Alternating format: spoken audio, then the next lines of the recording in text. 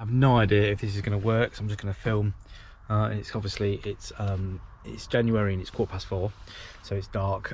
We're at a manor house. It's used to be a wedding venue, sort of, you know, several centuries years old, heritage building, and we're here to do a light meter reading. We've got a light meter, and we've got a recent risk assessment that we've done here. And one of the things that it flagged up was we made some changes to the emergency lighting system, and because of those changes, which we'll go look at in a minute, we're gonna have to take some light meter readings so we can assess exactly the level of light in the areas that we think there's going to be an issue. Obviously, to do that, we need to do it when it's dark, because there's a big window light on the main stairwell. There's a big sort of a lantern sort of box on top of the stairwell that lets a lot of light in during the day, so there's no point sort of taking a light meter reading when we've got daylight, so we have to come back when it's dark.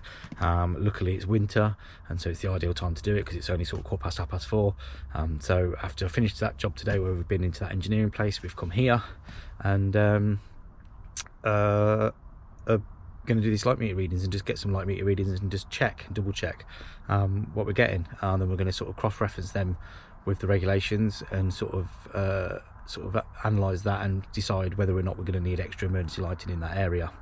I'll probably make this a separate video actually, because it'd be quite an interesting video just to do as a standalone video, I think, just light meter readings. But yeah, so we're going to crack on in there, and we shall see what we get on.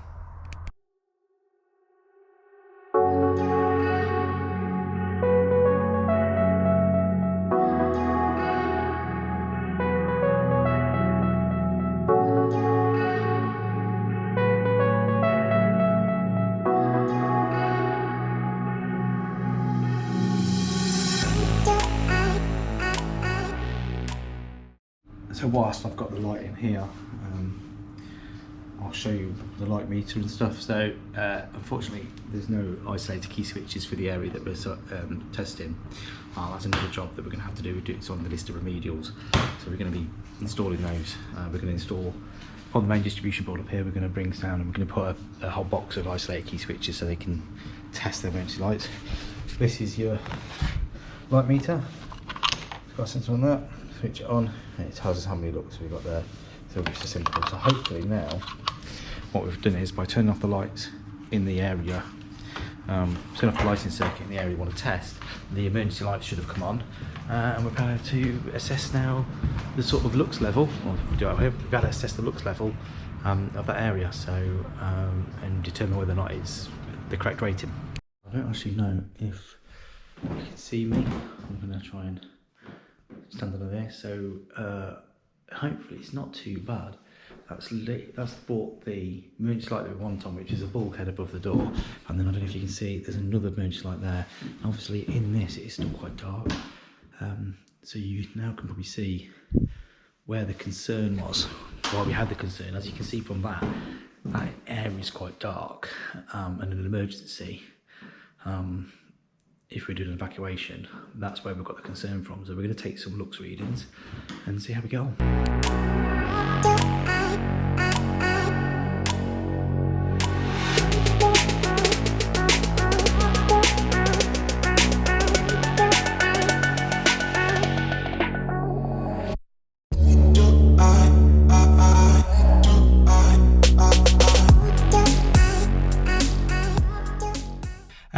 So yes, that was the quick survey. Obviously just a quick in and out. It's quite interesting. It's always quite deceiving. I don't know if it will show up quite well in the video, because obviously we're using it in low light, but obviously you sort of get an idea for these things, and you kind of know when you've got plenty of cover and when you haven't. We were getting sort of readings there sub 0.5 lux. Ideally you always want like 1 lux. Depending on the regulations, I'll have to check. It's BS 5266. I'm just going to have to double check the regulations, because it's between 1, 3 and 5 lux, depending on the areas, depending on the locations, what it is. If it's like, I think if it's a doorway or the top of a staircase, things like that, it all changes. So I'm just going to double check the regulations and go from there. But yeah, we're certainly getting subs 1 lux, which we know is definitely not good. What we need to do, because of the nature of the building, I don't know if you saw there, obviously it's a very luxurious building. It's in the main part of the hallway. It's like a passageway, there's marble walls, things like that. It's grade 1 listed building as well. So what we need to do is we need to research and look at the best way we can awfully provide this emergency lighting, because obviously one of the things they don't want to do is ruin the aesthetics of the building. Unfortunately, sometimes though needs must, and we have to, you know, as it's already got bulkheads up there, we need to sort of see what we can do just to maintain the light levels and sort of bring it up a little bit in those areas. As you can imagine, if you've got a wedding there or something like that, you've got elderly people, you've got drunk people, you've got all sorts. So it's just a case of making it as clear as possible and making people see which way to go and how to exit the building. So yeah, so anyway, so that's me done for today. We've got fire doors. I think we've got fire doors tomorrow. We need to recess some fire doors, so that should be a good video. So yeah, so it's all good. Right, so I'll see you later. Take care. Bye.